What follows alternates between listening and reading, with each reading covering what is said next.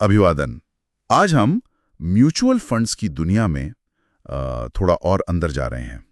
हमारे पास एक काफ़ी डिटेल्ड निवेशक गाइड है और कोशिश ये रहेगी कि सिर्फ जानी पहचानी बातें न दोहराएं, बल्कि देखें कि इस गाइड से क्या नई या बारीक बातें निकल कर आती हैं। बिल्कुल। म्यूचुअल फंड का जो बेसिक आइडिया है वो तो शायद सबको पता ही है। मतलब कई लोगों का पैसा इकट्ठा करके प्रोफेशनल्स उसे मैनेज करते हैं। वो पैसा फिर स्टॉक्स, बॉन्ड्स या ऐसी दूसरी चीजों में लगाया जाता है। और भारत में हाँ, इसे सेबी देखती है, मतलब securities and exchange board of India. उनका काम है निवेशकों के हितों की रक्षा करना। ये एक तरीका है, कह सकते हैं, डाइवर्सिफिकेशन का, जोखिम फैलाने का। हाँ, पूलिंग और डाइवर्सिफिकेशन, ये दो मेन पिलर हैं। अच्छा, गाइड में फंड्स के अलग अलग प्रकारों का भी जिक्र है, इक्विटी, डेट, हाइब्रिड और वो टैक्स बचाने वाले ELSS भी।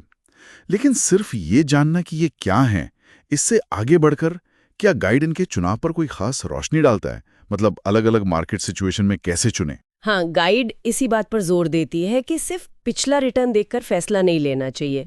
जैसे इक्विटी फंड्स हैं, उनमें लंबी अवधि में ज्यादा रिटर्न की संभावना होती है, ये सही है। पर गाइड ये भी साफ करती है कि जब बाजार गिरता है तो नुकसान भी इनमें ज्यादा हो सकता है। और डेट फंड्स, जिन्हें लोग अक्सर सेफ मानते हैं, हाँ, कम रिस्क वाला। एग्जैक्टली पर उनमें भी ब्याज दर बदलने का रिस्क है या फिर क्रेडिट डिफॉल्ट का, मतलब अगर कंपनी पैसा वापस ना कर पाए। गाइड असल में क्रेडिट रिस्क पर काफी ध्यान लेने को कहती है। हाइब्रिड फंड्स एक बैलेंस बनाने की कोशिश करते हैं, पर यह समझना जरूरी है कि उनका इक्विटी और डेट का मिक्स कैसे बदलता रहता है। और इंडेक्स फंड्स का क्या? वो जो कम लागत वाले होते हैं। और ELSS, टैक्स का फायदा तो है, पर वो 3 साल का लॉक इन, इसका प्रैक्टिकल असर क्या होता है? गाइड कुछ कहता है इस पे? इंडेक्स फंड्स के लिए गाइड का नजरिया यह है कि हाँ, वो उन लोगों के लिए अच्छे हैं जो बस मार्केट के बराबर रिटर्न चाहते हैं और कम खर्चे में। सिंपल। ELSS पर गाइड याद दिलाती है कि टैक्स बचत तो मिलती है, पर वो 3 साल का जो लॉक इन है वो आपकी लिक्विडिटी को रोकता है। मतलब जरूरत पड़ने पर आप पैसा एकदम से नहीं निकाल सकते। तो ये फैसला लेने से पहले सोचना जरूरी है। ठीक है, ये तो हुई प्रकारों की बात। अब फायदों पर आते हैं।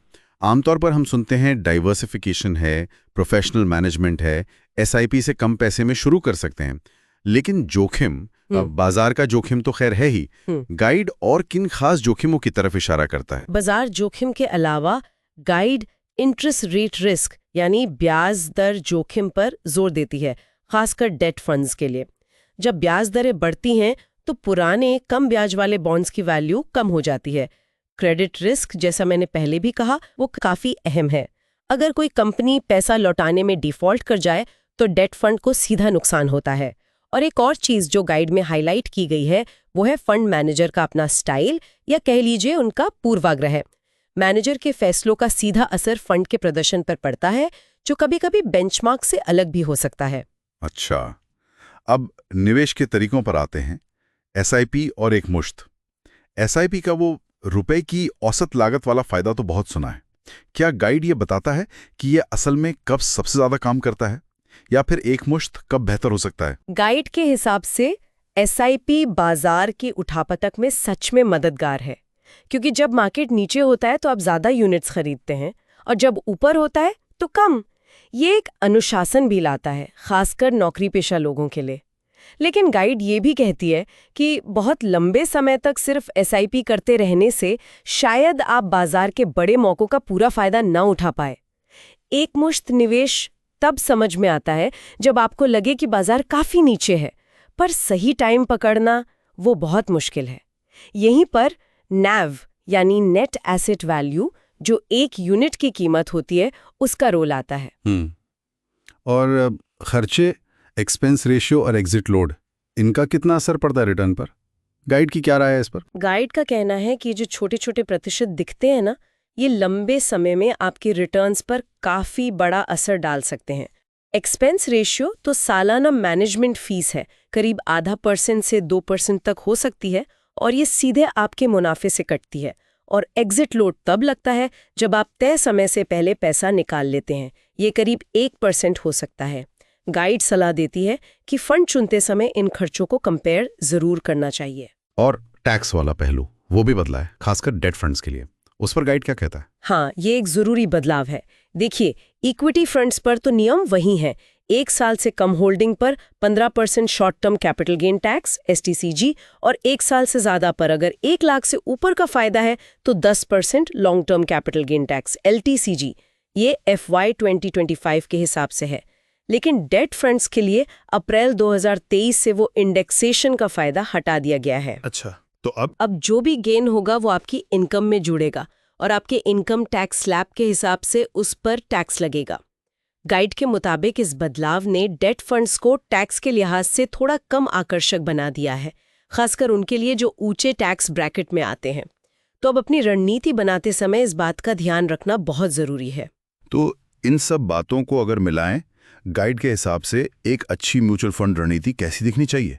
क्या बस लक्ष्य तय करके SIP शुरू कर देना काफी है? नहीं, गाइड एक ज्यादा कह सकते हैं डायनामिक अप्रोच की बात करती है। लक्ष्य तय करना, अपनी रिस्क लेने की क्षमता समझना, ये पहला कदम है। सही फंड चुनना भी जरूरी है, लेकिन गाइड इस बात पर जोर देती है कि एक बार निवेश करके भूलना नहीं है। नियमित रूप से, मतलब कम से कम साल में एक बार अपने निवेश को रिव्यू करना चाहिए। क्या आपके लक्ष्य बदल गए हैं? क्या आपकी रिस्क लेने की क्षमता में कोई बदलाव आया है? क्या फंड वैसा परफॉर्म कर रहा है जैसा सोचा था?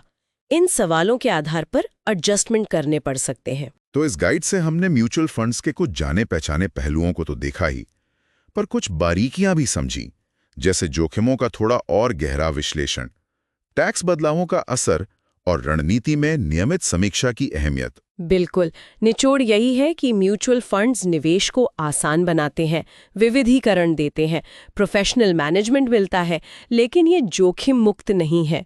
गाइड हमें याद दिलाता है कि जानकारी रखना, अनुशासन बनाए रखना और समय समय पर समीक्षा करना बहुत जरूरी है।